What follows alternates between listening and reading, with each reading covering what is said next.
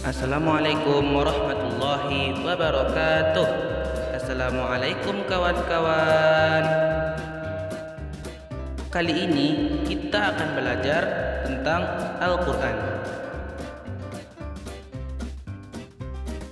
Al-Quran secara bahasa dapat kita artikan sebagai bacaan. Al-Quran adalah wahyu Allah Subhanahu wa taala untuk Nabi Muhammad sallallahu alaihi wasallam. Al-Quran diturunkan menggunakan bahasa Arab.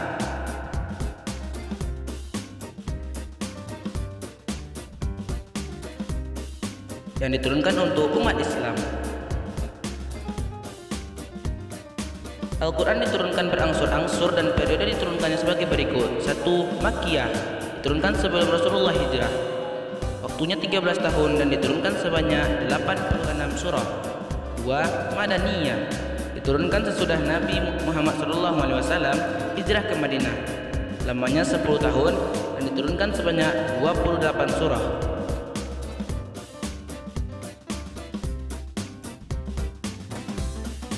Diturunkan pada abad ke-7 dalam kurun waktu 611 sampai 631 Masehi.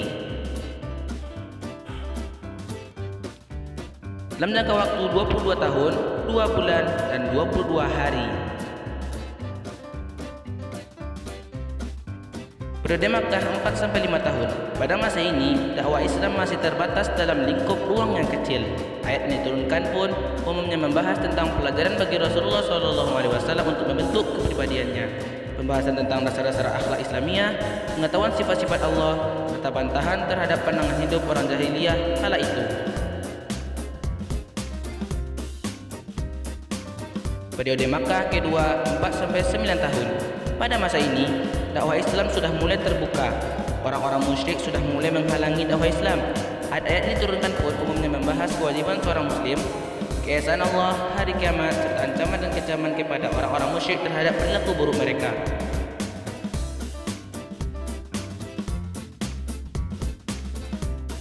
Periode Madinah 10 tahun. Rasulullah mulai hijrah dari Makkah ke Madinah dan masyarakat sekitar sudah terbentuk keimanannya.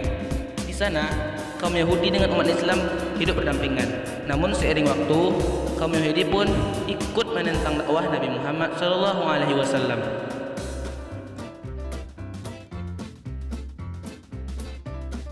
Pembagian Al-Quran. Al-Quran terbagi atas 30 juz, 114 surah, dan 6.236 ayat.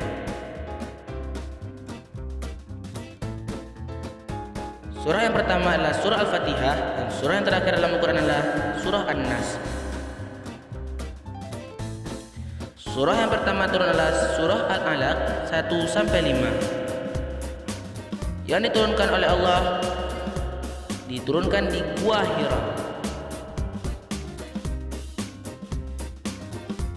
Dan surah yang terakhir turun adalah surah Al-Maidah ayat 3. Semua surat diawali dengan kalimat basmalah kecuali surah At-Taubah atau Bara'ah.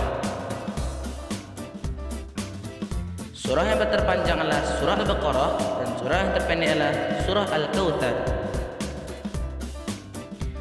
Pokok-pokok ajaran Al-Quran adalah 1. Akidah, 2. Akhlak, 3. Ibadah, 4. Muamalah, dan 5. Tarikh. Proses pembukuan Al-Quran. Pada awalnya Rasulullah SAW menjaga Al-Quran dengan cara memurojaahnya dengan malaikat Jibril alaihissalam. Rasulullah pun menugaskan kepada para sahabat agar ayat-ayat Al-Quran itu dituliskan pada batu, daun, kulit, dan media-media lainnya. Pembukuan Al-Quran dilakukan pada masa pemerintahan Abu Bakar radhiyallahu anhu yang diusulkan oleh Umar bin Khattab.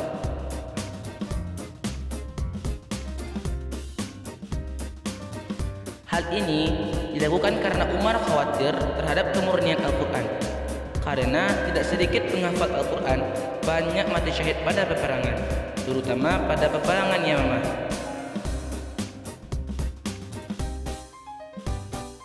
yaitu perang melawan kaum Musailamah Al-Kadzdzab. Pembukuan tersebut dipimpin oleh Zaid bin Thabit dengan cara mengumpulkan ayat-ayat Al-Quran yang ditulis pada batu, kulit, pohon, dan media lainnya. Hasil dari hal tersebut adalah pembukuan Al-Quran pertama kalinya.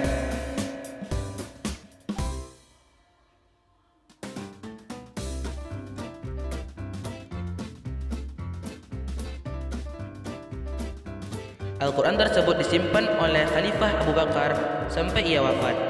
Lalu disimpan oleh Umar bin Khattab sampai ia wafat. Lalu disimpan oleh anaknya yaitu Hafsah. Pada masa Khalifah Utsman bin Affan, Al-Quran pertama kalinya digandakan dan didistribusikan. Hal itu terjadi karena Islam sudah menyebar luas hingga ke Iran. Proses penggandaan dan pendistribusian Al-Quran tersebut dilanjutkan oleh Hudzaifah bin Yaman.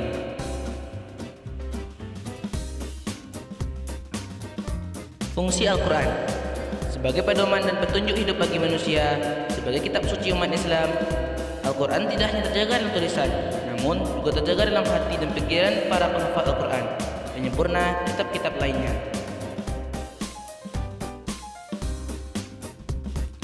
Penyimpangan terhadap Al-Quran, upaya menafsirkan Al-Quran dengan logika, membaca Al-Quran dengan nyanyian, upaya mengubah ayat atau isi Al-Quran.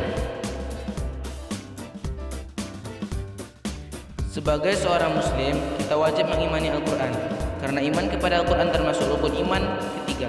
Tidak hanya mengimaninya, tapi juga membaca dan mengamalkan isinya dalam kehidupan sehari-hari. Kita juga dianjurkan untuk menghafalnya, karena menghafal Al-Quran banyak manfaatnya. Antara lain, kita mendapatkan pahala yang besar.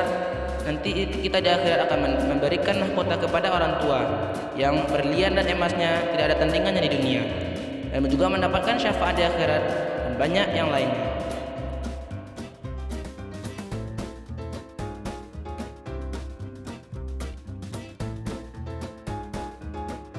Akhirul kalam.